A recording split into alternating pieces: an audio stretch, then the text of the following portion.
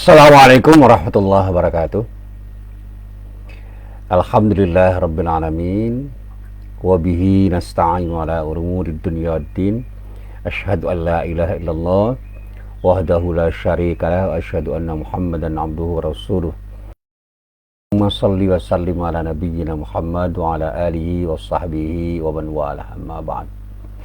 Para jamaah yang dirahmati Allah, alhamdulillah pagi ini kita bisa, saya mohon maaf saya agak terlambat untuk online karena baru saja saya memimpin sholat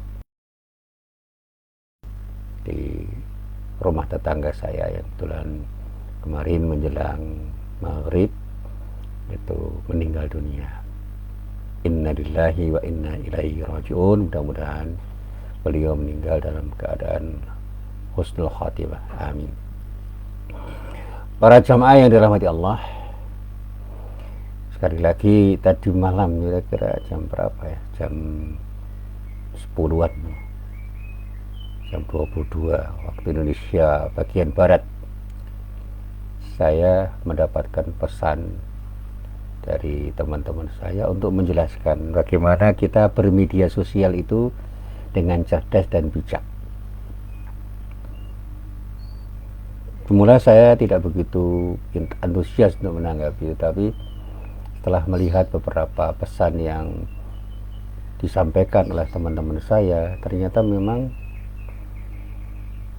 saat ini kita harus lebih bijak di dalam bermedia sosial karena ada sekian banyak informasi yang harus kita cermati dengan baik.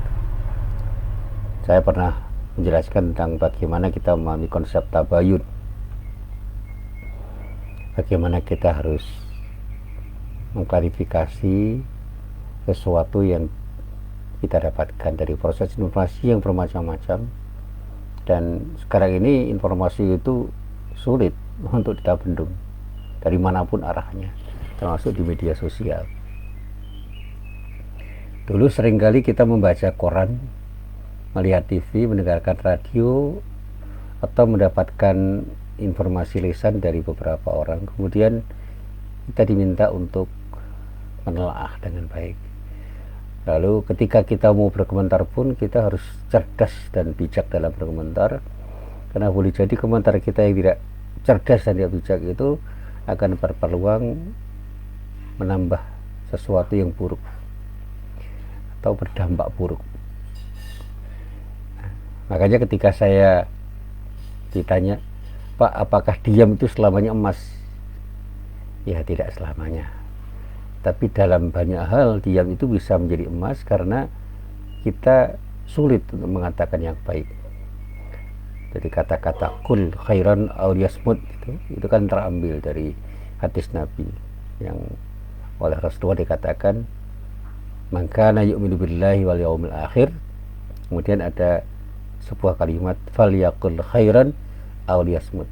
Siapapun yang beriman pada Allah dan hari akhir hendaklah, ini kan satu perintah ya, berkata baik ya, hendaklah berkata baik, atau kalau tidak bisa berkata baik lebih baik diam. Jadi diam itu pilihan. Tetapi kata yang semula itu dinyatakan oleh Rasulullah itu falyaqul khairan, katakanlah yang baik. Dan sekarang kata itu tidak harus diucapkan secara lisan saja, tetapi juga bisa dituangkan dalam tulisan.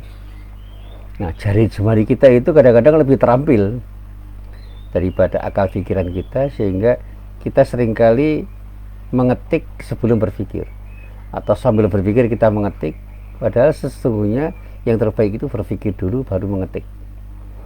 Jadi jari jemari kita itu kita fungsikan setelah kita berpikir. Dan pada saat kita berpikir, kita harus melakukan perenungan yang dalam.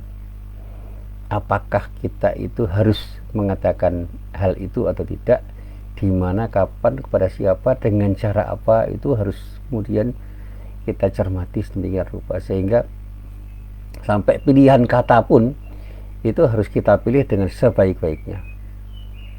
Jadi saya pernah ditanya oleh orang Jawa Timur, Pak Musin, di Jawa Timur itu ada ucapan-ucapan yang kata-katanya itu sebenarnya kasar. Ya tidak perlu saya contohkan, tapi Saya katakan ya di mana-mana ada, di Jogja juga ada. Dan kalau itu kita katakan dengan artikulasi dan intonasi tertentu, bisa membuat orang tidak nyaman, bisa menyakiti hati orang dan bisa membuat orang marah. Tetapi sekasar apapun sebuah kata, ketika kita ungkapkan dengan artikulasi dan intonasi yang tepat, itu bisa jadi tidak akan memberikan dampak negatif, bahkan dipersepsi baik oleh orang. Nah, itu saya contohkan saja kata anjing. Nah, guru biologi bisa menerangkan anjing itu apa dan siapa. Guru bahasa Indonesia bisa menerangkan anjing itu artinya apa. Nah, bahasa Jawa ada anak anjing namanya kiri. Dan anjing itu bermacam-macam spesiesnya. Dan ketika orang menerangkan itu dan berjualan anjing, kemudian mengatakan anjing ini anjing itu, tidak ada masalah. Karena apa? Konteksnya itu adalah jual beli. Tetapi ketika kita mengata-ngatai dengan artikulasi dan intonasi tertentu terhadap orang tertentu dengan kata itu, orang bisa marah. Karena kata itu adalah kata-kata yang konotasinya itu menghujat, mengata-ngatai orang dengan kata-kata yang tidak sopan. Makanya pilihan kata itu penting. Di mana, kapan, dari siapa untuk siapa, dalam konteks apa kata itu diucapkan, dan bagaimana orang itu mengatakannya, ini sangat penting. Dan bermedia sosial juga begitu. Saya katakan tadi malam, setiap unggahan apapun bisa kita baca, tapi kita coba kita renungkan, apakah harus kita pelajari dengan baik atau kita diamkan, harus kita komentari atau tidak, itu harus kita cermati dengan cermat, secermat-cermatnya, sehingga ketika keluar kata-kata yang kita ungkapkan dalam media sosial itu dari jemari kita, dari jari jemari kita, dengan keterampilan jari jemari kita, akan muncul kata-kata yang bijak, sehingga berpeluang memberikan dampak positif.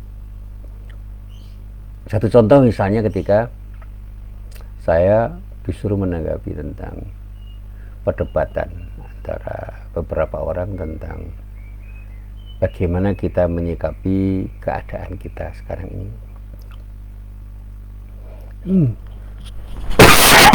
Saya katakan begini, cermati apa yang harus kita baca dan kemudian katakan sesuatu dengan sebaik-baiknya, dengan pertimbangan sesuatu yang kita katakan itu kita harapkan bisa berdampak baik. Berdiskusi itu bisa baik, bisa tidak, bergantung siapa, bagaimana, dengan cara apa orang berdiskusi. Saya seringkali bahkan berbeda pendapat dengan guru-guru saya waktu itu, dan sekarang pun masih, tapi intensitasnya berbeda. Dan saya tetap taklim, saya tidak pernah mengucap apalagi menyerang pribadinya. Jadi istilah dalam logika itu argumentum ad hominem, yang seringkali diterjemahkan bagaimana orang itu berargumen dengan menyerang orangnya, itu sesuatu yang seringkali dikatakan oleh orang. Dan insya Allah saya selalu menghindari itu, dan guru saya mengajari saya, kalau Anda mendebat sesuatu pendapat atau menyanggah suatu pendapat, jangan serang orangnya, tapi kita coba untuk memberikan sikap kritis terhadap pendapat itu dengan argumen yang lebih kokoh. Sehingga akan muncul argumen-argumen lain yang kokoh dari orang yang kita debat, sehingga perdebatan itu pun akan berakhir dengan senyum. Karena apa? Kita sama-sama memahami kesalahan dan kebenaran yang ada dalam perdebatan itu. Dan orang yang berdiskusi, berdebat atau berbeda pendapat itu harus cerdas dan bijak. Dan pada saatnya adab itu harus dikedepankan. Bahkan saya katakan, lebih dahulu adab daripada ilmu. Dahulukan adab daripada ilmu ketika kita berdebat, ketika kita bercengkerama, ketika kita berdiskusi. Sehingga ilmu kita itu akan menjadi ilmu yang bermanfaat. Bahkan dalam beberapa kesempatan saya mencermati bagaimana seorang itu bisa mengemukakan pendapat dengan sangat santun, dan orang bisa menerima pendapat itu karena apa? Merasa tidak diserang dan merasa mendapatkan informasi baru yang sangat luar biasa. Ya, saya tidak perlu menyebut orangnya. Banyak ilmuwan kita itu yang sangat bijak, sehingga ketika berpendapat itu terkesan bukan menggurui, apalagi menghujat orang meskipun berbeda pendapat dengan banyak orang. Antara lain begini, ketika dia mengatakan, ya sepengetahuan saya harus mengatakan seperti ini, tetapi saya juga akan tetap menghargai pendapat yang berbeda dengan pendapat saya. Mungkin pendapat saya itu benar, tapi mungkin juga pendapat saya itu salah. Dan saya masih ingat ketika dulu saya mengajar perbandingan mazhab dalam fikih. Imam-imam mazhab itu adalah orang-orang yang sangat beradab, mengedepankan akhlakul karimah betul ketika berbicara pada siapapun. Imam Abu Hanifah, Imam Malik bin Anas, Imam Syafi'i, Imam Ahmad, dan yang lain-lain. Itu orang-orang yang sangat santun, betul-betul orang-orang yang beradab, ilmunya sangat dalam, sangat tinggi, tetapi tidak pernah memaksakan pendapat pada orang dan tidak pernah menyerang orang. Bahkan seringkali memuji orang lain, bahkan saling memuji satu sama lain, ya. Sehingga kalau akhlak itu dikedepankan, seperti apapun orang berbeda pendapat itu tetap nyaman. Dan ini yang saya rasakan. Saya seringkali berbeda pendapat dengan guru-guru saya, dan guru-guru saya itu mengajari bagaimana berpendapat dengan bijak. Saya tetap bersahabat dengan guru-guru saya itu sampai saat ini. Ya, sebagian guru saya sudah meninggal, tetapi guru-guru saya yang masih ada. Bahkan ada guru saya itu yang seumuran dengan saya, tapi karena saya kuliah itu terus pada saat dia sudah menjadi guru besar, ya, saya seringkali berdiskusi dengan beliau, dan beliau respect, beliau menghormati bukan hanya pendapat saya tapi diri saya. Apalagi saya sangat taat kepada beliau karena ilmunya tinggi, akhlaknya luar biasa. Sehingga sampai saat ini pun ketika saya bermedia sosial dan menyapa beliau, beliau selalu menyapa saya dengan sapaan yang sangat bagus. Dan itulah yang saya manfaatkan, sehingga saya tetap bisa bermedia sosial dengan sebaik-baiknya, dan saya mendapatkan banyak ilmu dari bermedia sosial itu. Nah, para jamaah yang dirahmati Allah, ada kata-kata yang indah ketika saya membaca ayat Al-Quran, yaitu pada surat Thaha ayat 44. Di dalam ayat itu Allah berfirman, a'udzubillahi minasyaitonirrajim, faqula lahu qawlan layyina la'allahu yatadzakkaru aw yakhsha. Maka berbicaralah kamu berdua kepada Fir'aun dengan kata-kata yang lemah lembut, mudah-mudahan ia menjadi sadar atau takut. Nah, ayat ini berkaitan dengan Nabi Musa dan Nabi Harun. Yang keduanya diperintah oleh Allah untuk mengatakan sesuatu kepada Fir'aun dengan kata-kata yang lemah lembut, layyina, qaulan layyina, dengan harapan mudah-mudahan apa yang dikatakan oleh Musa dan Harun itu difahami, dimengerti oleh Fir'aun, dan kemudian ada khasyah, perasaan takut Fir'aun kepada Allah, dan pada saatnya sadar untuk mau beribadah kepada Allah dengan sikap tauhidnya. Nah, terkait dengan ayat ini, saya membaca dalam kitab tafsir, misalnya di dalam kitab tafsir Ibnu Katsir. Ibnu Katsir mengatakan ketika mengomentari ayat ini, ada pelajaran yang sangat berharga yang bisa kita petik dari ayat ini, yaitu Fir'aun yang terkenal angkuh dan arogan itu harus berhadapan dengan Musa yang selalu dianggap remeh oleh Fir'aun. Musa itu manusia yang baik, manusia pilihan, karena dia itu Rasulullah. Tetapi Allah mengingatkan pada Musa dan juga Harun, saudaranya, untuk tidak berbicara dengan Fir'aun kecuali dengan perkataan yang santun dan lemah lembut. Jadi substansi perkataannya bisa sama, tetapi ketika sesuatu perkataan itu dikatakan dengan lemah lembut, dengan santun, itu kesannya berbeda. Sementara ketika kata-kata yang sama itu dikatakan dengan tidak santun, tidak lemah lembut, itu bisa mengundang kemarahan. Sekarang ini kan banyak kata-kata cacian yang bisa mengundang malapetaka. Cacian itu sekali lagi tidak akan menghadirkan kembali sesuatu yang baik, memantul menjadi sesuatu yang tidak baik. Dan bahkan kata cacian itu bisa menimbulkan amarah, bisa menimbulkan dendam, dan bisa membuat orang itu tidak terkendali untuk merespon kata-kata cacian itu dengan cacian yang lebih dahsyat. Saya masih ingat itu, ada guru olahraga saya itu namanya Pak Muhammad Saibani. Dia memberi metafor begini, kalau Anda melemparkan bola tenis itu dengan lemparan yang lembut, maka dia akan kembali dengan lembut ketika memantul di sebuah tembok. Tapi ketika kau lemparkan dengan kemarahan dan keras, maka dia akan memantul dengan keras dan mungkin akan mengenai dirimu. Dan kalau kamu kena dengan lemparan yang keras dari lemparanmu yang memantul dari tembok, kamu bisa saja terluka karenanya. Apalagi yang kamu lemparkan itu bola api. Bola api yang kamu lemparkan itu akan memantul menjadi bola api yang akan memberikan efek panas pada dirimu. Nah, itu metafor yang kemudian saya pahami. Ketika saya itu melemparkan keburukan kepada orang, bisa saja saya akan mendapatkan dampak keburukan yang jauh lebih dahsyat daripada apa yang saya lemparkan.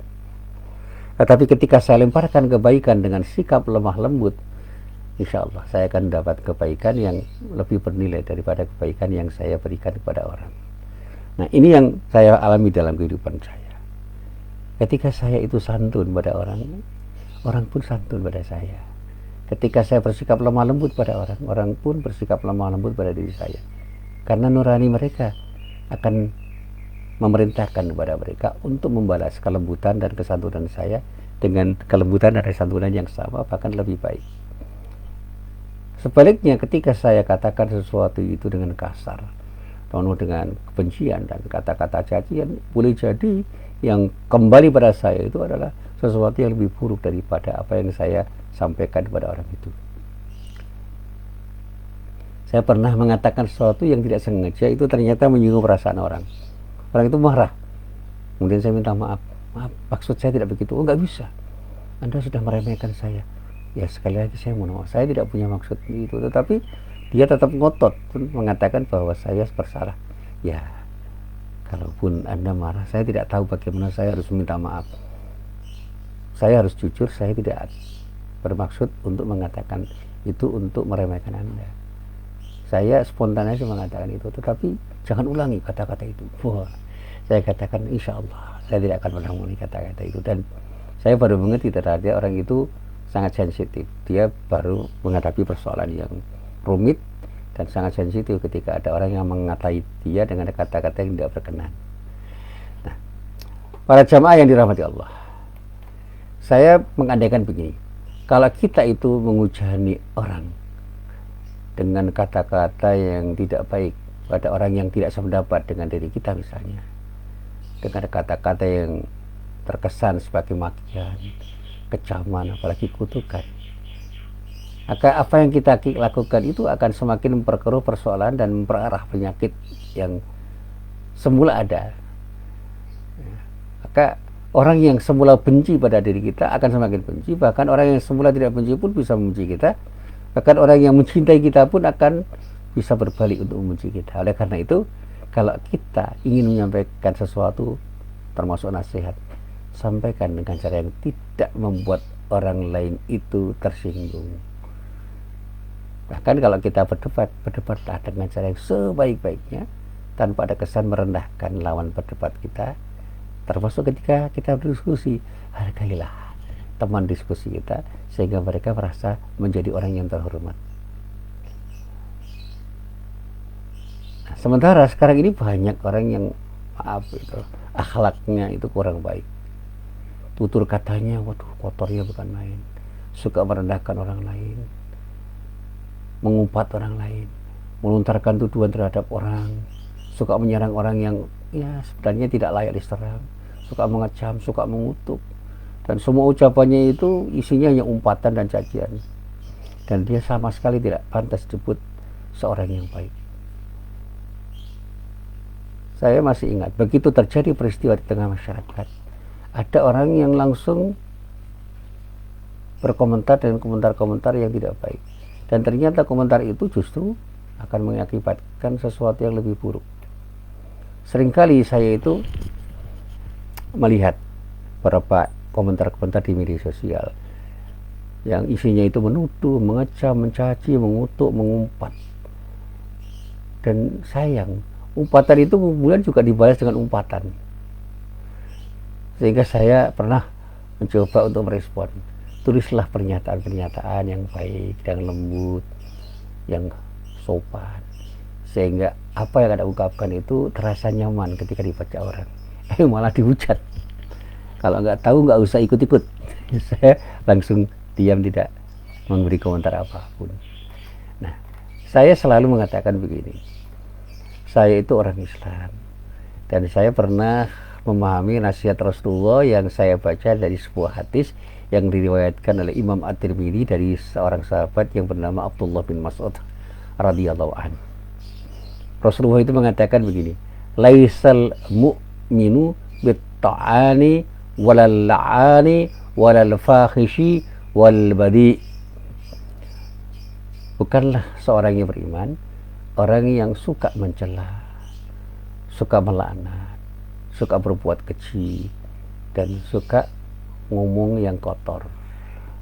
Jadi kalau kita itu suka ngomong kotor, suka berbuat keji, ya, berbuat sesuatu yang buruk, suka melaknat orang, mengutuk orang, mencela orang, keimanan kita diragukan.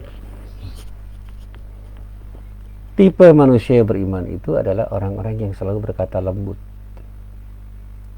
Sehingga Rasulullah mengatakan, inni lam ub'at la'anan wa innama bu'ithu rahmatan. Sesungguhnya aku tidak pernah diutus oleh Allah sebagai tukang laknat, tetapi aku diutus hanya sebagai rahmat. Nah, kan dikatakan oleh Rasulullah, sibabul muslim fusuq. Caci makian yang muncul dari seorang muslim itu adalah sebuah kefasikan. Jadi indikator kefasikan seorang muslim itu ketika orang itu suka mencaci. Dan bahkan Rasulullah menyatakan, al-mustabbani syaitanani yatahatarani wa yatakadzabani. Dua orang yang saling mencaci itu seperti dua setan yang saling menjatuhkan dan mendustakan lawannya. Ini ungkapan yang luar biasa itu. Sehingga Rasulullah selalu mengatakan, jangan sekali-kali engkau memaki orang. La tasubbanna ahadan. Dan itulah yang kemudian difahami oleh para sahabat, sehingga sahabat-sahabat itu betul-betul menjaga akhlaknya untuk tidak mau mencaci, memaki, mengata-ngatai dengan kata-kata yang tidak baik pada siapapun yang berinteraksi dengan dirinya.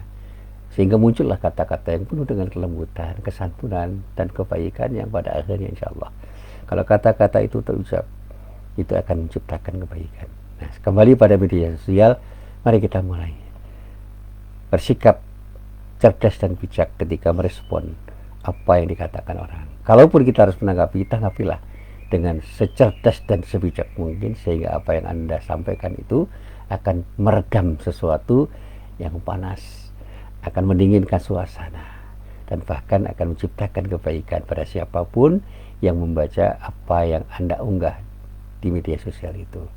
Dan inilah yang selalu saya coba untuk saya lakukan. Saya selalu ingin mengunggah sesuatu yang menyejukkan, sesuatu yang bisa membuat tenang, sesuatu yang dingin dan mendinginkan. Dan saya berharap mudah-mudahan apa yang saya katakan dan saya tulis dalam media sosial itu akan membawa kebaikan pada siapapun, dimanapun, dan kapanpun. Nah, para jamaah yang dirahmati Allah, inilah apa yang bisa saya sampaikan. Mari kita mulai bermedia sosial dengan cerdas dan bijak. Mudah-mudahan dengan cara ini kita akan hadir menjadi orang-orang yang akan beri manfaat dimanapun, kapanpun, pada siapapun, dalam urusan apapun. Assalamualaikum warahmatullahi wabarakatuh.